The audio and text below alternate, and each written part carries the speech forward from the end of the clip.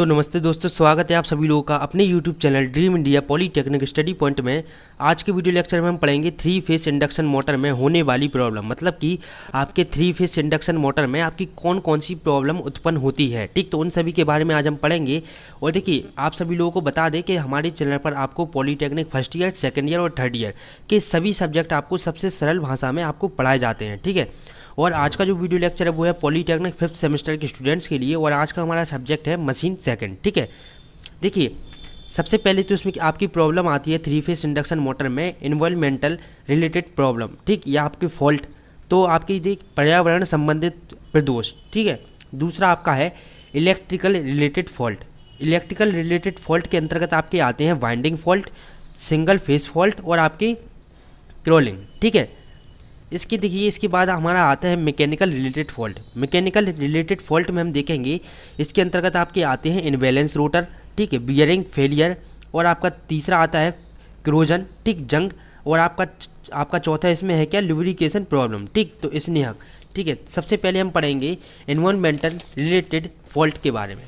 देखिए पर्यावरण संबंधित फॉल्ट क्या होते हैं आपके, यदि मोटर की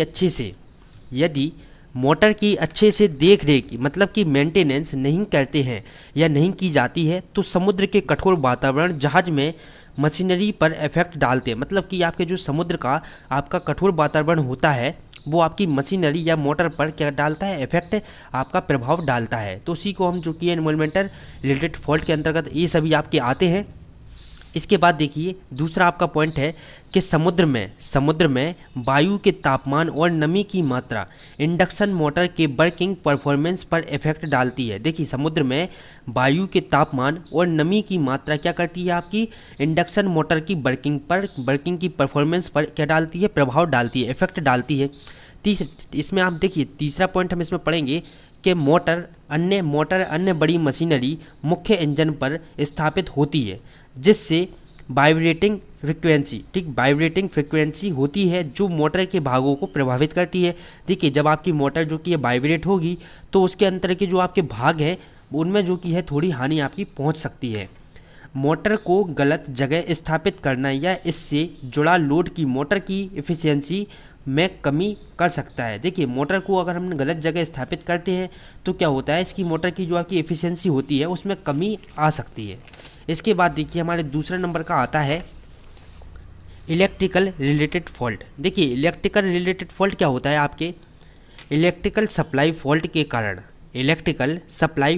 कारण मोटर में समस्या उत्पन्न होती है, जैसे कि इलेक्ट्रिकल या लाइन वोल्टेज की अनबैलेंस सप्लाई, सिस्टम में अर्थिंग फॉल्ट और आपके सिंगल फेस, शॉर्ट सर्किट आदि की समस्या। विभिन्न प्रकार के इलेक्ट्रिकल फॉल्ट होते हैं।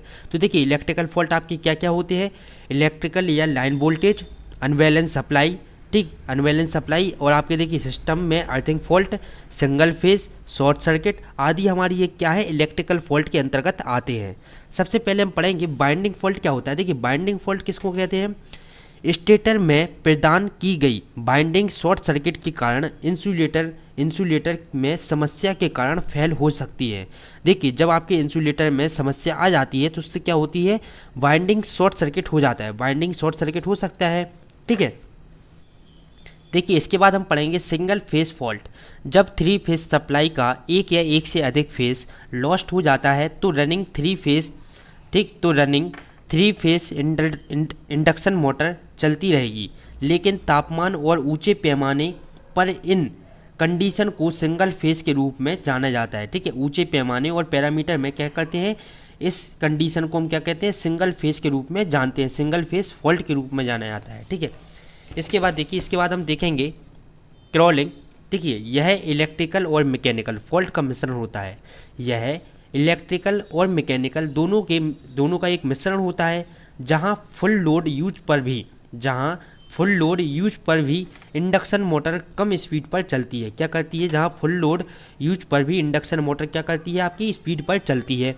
इसके बाद देखिए हम देखते हैं mechanical related fault. Mechanical related fault क्या होता है, मोटर में कई आपके मैकेनिकल भाग होते हैं। आपको सभी लोगों को पता है कि मोटर में जो कि है कई मैकेनिकल भाग होते हैं और एक दूसरे के साथ लोड के साथ उनका संरेखण, ठीक, संरेखण मोटर एफिशिएंसी में एक आवश्यक भूमिका निभाती है। क्या करती है? मोटर एफिशिएंसी में एक आवश्यक भूमिका निभाती है।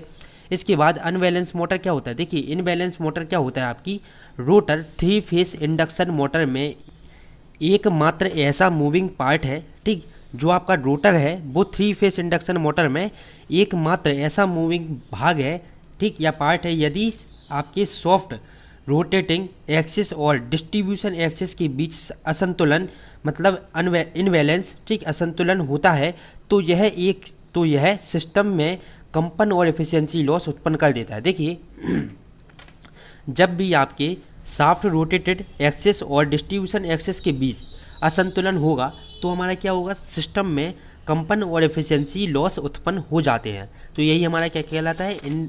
आपका इनबैलेंस मोटर कहलाता है। इसके बाद देखिए आता है बियरिंग फेलियर। ठीक है, बियरिंग फेलियर क्या होता है? मोटर को रोटर पर 2 बियरिंग से फिट किया जाता है। देखिए हमने आपको बताया इसके पहले वाले वीडियो लेक्चर में कि आपका जो रोटर होता है इस तरह से, ठीक, इस तरह से जो आपका रोटर लगा होता है, यहाँ पर जो लास्ट इन 2 हिस्से पर जो कि है बियरिंग लगी होती है, जिससे कि रोटर को हम क्या करते हैं? फिट करते हैं, ठीक, फिट कर किया जाता है, जो सॉफ्ट के सपोर्ट और स्वतंत्र रूप से घूमने के लिए प्रत्येक एंड पर लगी होती है। प्रत्येक एंड पर लगी होती है, दोनों हिस्से पर जो कि आपकी 2 बियरिंग लगी होती हैं, ठीक है। अलग अलग समय पर इनकी मरम्मत नहीं करते हैं तो इसमें फॉल्ट आ जाता है। देखिए अगर अलग अलग समय पर हम इनकी समय पर इसकी जो कि मरम्मत या मेंटेनेंस नहीं करेंगे तो उसमें क्या हो जाता है? फॉल्ट उत्पन्न हो जाता है। इसी को हम कहते हैं बियरिंग फेलियर, ठीक है। इसके बाद आता है आपका जंग। देखिए जंग क्या होता है? एक जहाज में स्थापित मोटर के आसपास नमी आ जाने के कारण, एक जहाज में स्थापित मोटर के आसपास नमी आ जाने के कारण मोटर में जंग लग जाती है। क्या करते हैं? मोटर, जब आपको पता है कि लोहे के पास जो कि है जब नमी जरा भी आती है तो तुरंत उसमें जो कि है जंग लग जाती है, तो मोटर में जंग लग जाती है, जिससे बाइंडिंग के बीच शॉर्ट सर्किट हो जाता है। देखिए जब आपके मोटर के कई पार्ट के अंतर्गत आपके जब जंग उसमें लग जाएगी तो उसमें क्या होगा? शॉर्ट सर्किट आ जाता है।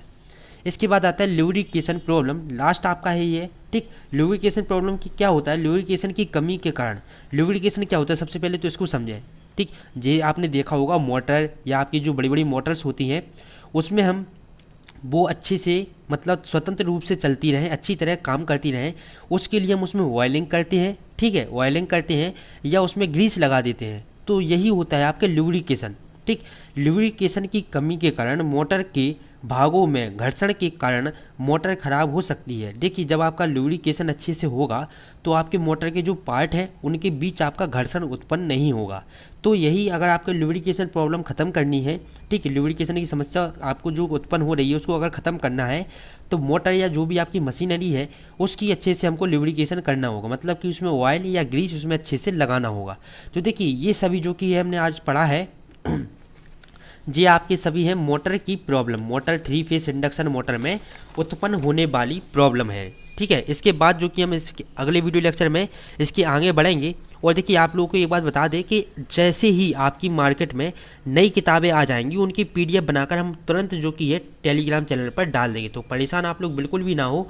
और 1 तारीख से जो कि है आपकी रेगुलर क्लास आएंगी, ठीक, 5th सेमेस्टर की आपकी रेगुलर क्लास आएंगी और 1-2 सब्जेक्ट आपके जब तक जो कि स्टार्ट कर दिए जाएंगे, तो परेशान बिल्कुल भी ना हो। पेपर तक आपके 1 से 2 बार रिवीजन आपका आसानी से करा दिया जाएगा और आपके 2-3 महीने में ही आपका पूरा 5th सेमेस्टर का कोर्स ख़त्म करा दिया जाएगा। और 5th सेमेस्टर में जो स्टूडेंट्स हैं वो लोग भी अपने जूनियर्स को बताएं, ठीक है, जो फर्स्ट ईयर और सेकंड ईयर में आए हैं स्टूडेंट्स उनको भी चैनल के बारे में बताएं, ठीक है, ताकि उनको भी इस चीज़ का लाभ जो कि है मिल सके। तो तब नमस्ते। अगर वीडियो लेक्चर अच्छा लगा हो तो सभी लोग मिलकर लाइक करें, कमेंट, अगर कोई भी समस्या आपको उत्पन्न होती है तो कमेंट करके बताएं, या आपको व्हाट्सएप नंबर जो कि है दिया है चैनल पर उस पर भी व्हाट्सएप पर आप मैसेज करके पूछ सकते हैं।